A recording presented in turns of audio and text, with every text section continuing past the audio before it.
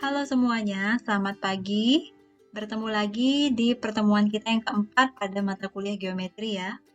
Nah, di pertemuan ini kita akan membahas tentang himpunan konveks dan pembagian. Himpunan konveks ini nanti seperti apa kita akan lihat, kemudian pembagian ini nanti akan meliputi pembagian pada bidang, juga pembagian pada ruang. Nah, saya langsung ya masuk ke materinya.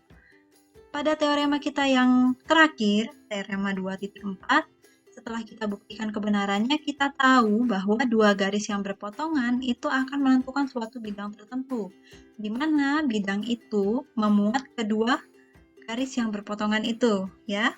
Nah, pada bagian ini kita akan membahas sedikit terkait bidang yang memuat garis, gitu, yang memuat suatu garis. Nah, atau yang biasa kita kenal juga nanti dengan himpunan konveks, gitu. Nah, kita mungkin pernah ya mendengar istilah konveks dan konkav. Nah, konveks dan konkav ini terkenalnya memang ketika diterapkan pada lensa. Ya, bentuk lensanya yang seperti ini. Nah, mungkin sudah pernah juga ya melihat ya bentuknya. Sekarang kita akan membahas terkait himpunan apa sih yang kita sebut sebagai himpunan konveks, kemudian himpunan konkav. Kalian sudah lihat ada 3 bentuk di sini. Bentuk-bentuk ini kita anggap sebagai representasi dari suatu himpunan. Jadi, kalau saya menggambarkan atau saya melambangkan suatu titik ada dalam daerah ini, titik tersebut merupakan suatu himpunan. Titik atau garis tersebut merupakan bagian dari himpunan.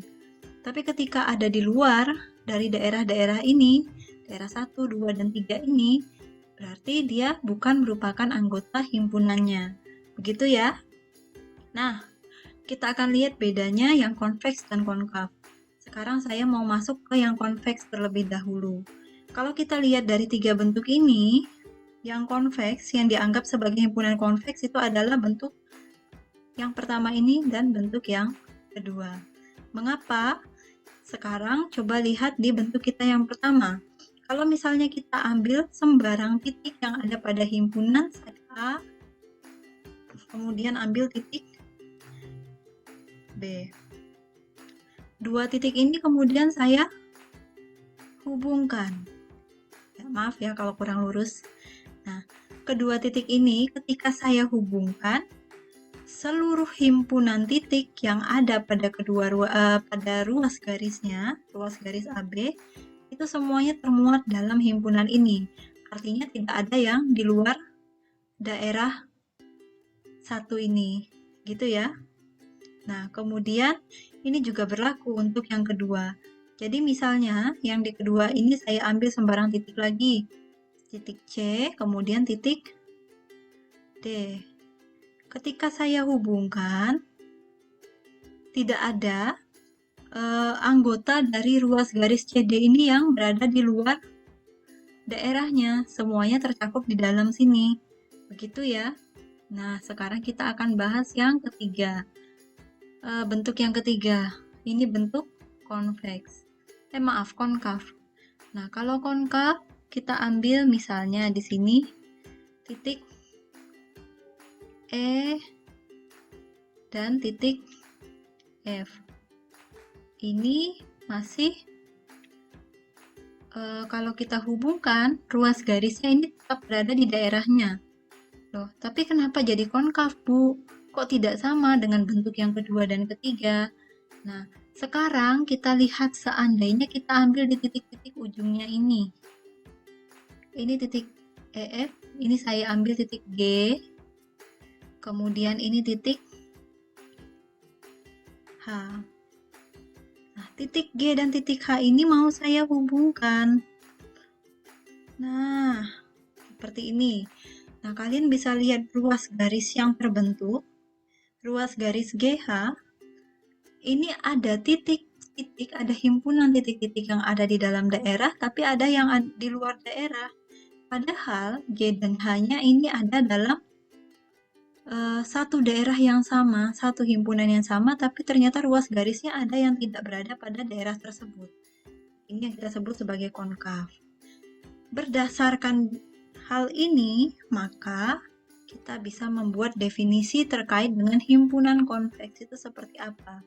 Suatu himpunan disebut konveks jika untuk setiap dua titik P dan Q yang terdapat pada himpunan tersebut, seluruh ruas garis PQ berada dalam himpunan tersebut. Begitu ya. Saya rasa bisa dipahami ya ini ya, berdasarkan contoh kita yang tadi. Selanjutnya kita masuk ke definisi berikutnya tentang setengah bidang dan ujung. Diberikan suatu garis dan bidang yang memuat garis tersebut. Kedua himpunan bidang yang dipisahkan oleh garis tersebut itu nanti kita sebut sebagai setengah bidang.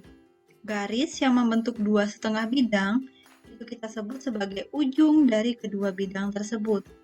Nah, teman-teman boleh melihat di sini ya, kita punya gambar. Misalkan kita punya bidang E yang memuat sinar garis AB dan CD.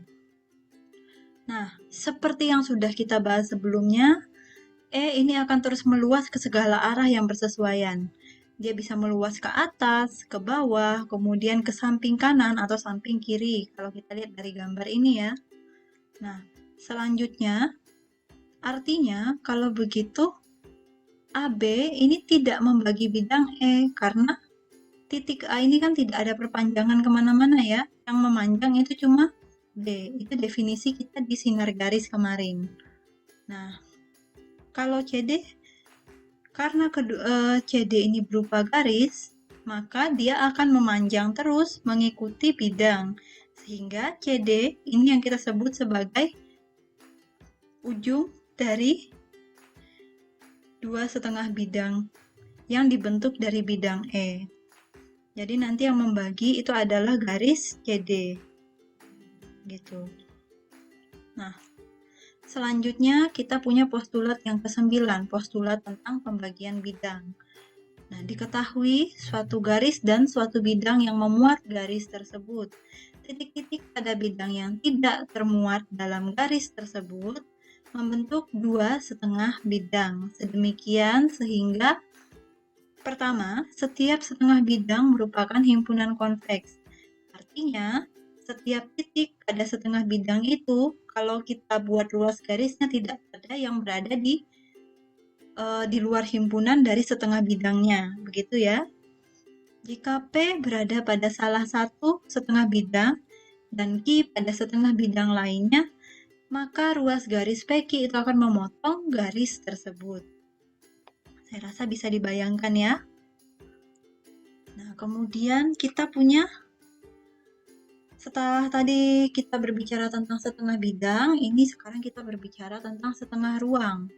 Jadi definisi dan postulat yang mirip, yang sama juga bisa kita terapkan dengan memperluas yang bidang tadi menjadi ruang, kemudian nanti yang garis menjadi bidang. Yang pertama, jika tadi satu titik itu cukup untuk membagi garis menjadi setengah garis, kemudian satu garis itu cukup untuk membagi bidang menjadi setengah bidang, sebuah bidang itu diperlukan untuk membagi ruang menjadi dua setengah ruang. Karena titik dan garis tidak cukup untuk membagi ruang untuk menjadi setengah ruang.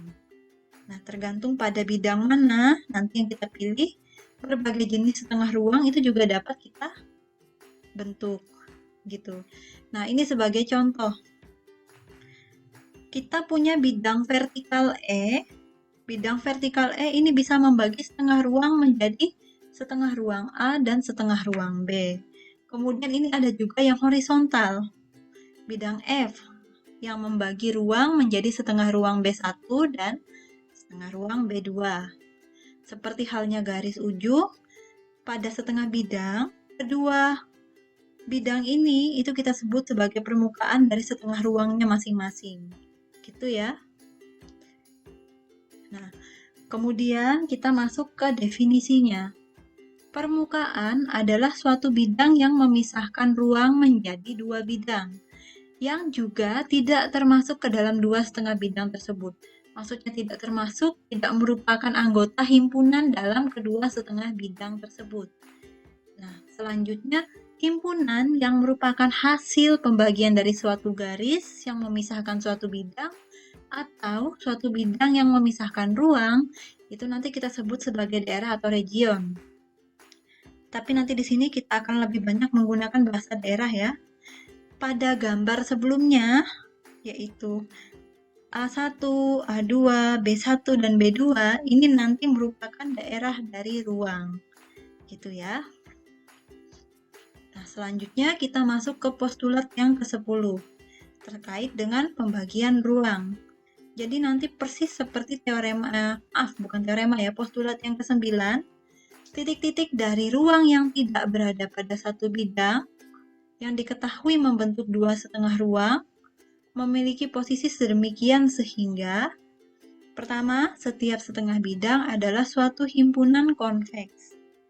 Gitu. Jadi tidak ada satupun titik yang ketika dihubungkan itu berada di luar ruang, gitu ya. Jadi nanti pasti semuanya ruas garis yang dihubungkan itu pasti ada dalam satu ruang, gitu. Jika titik P berada pada salah satu setengah ruang dan titik Q pada setengah ruang lainnya, maka ruas garis PQ otomatis akan memotong bidang permukaan setengah ruang. Yang mana nanti hasil perpotongannya itu berupa suatu titik.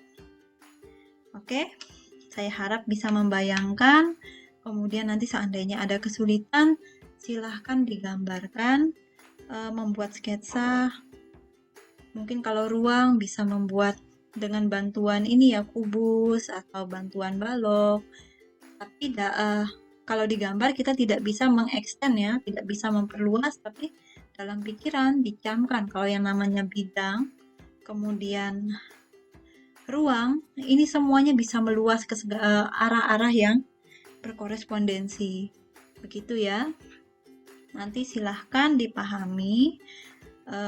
Saya harap penjelasan saya ini bisa membantu kalian dalam memahami definisi dan postulat yang hari ini kita pelajari.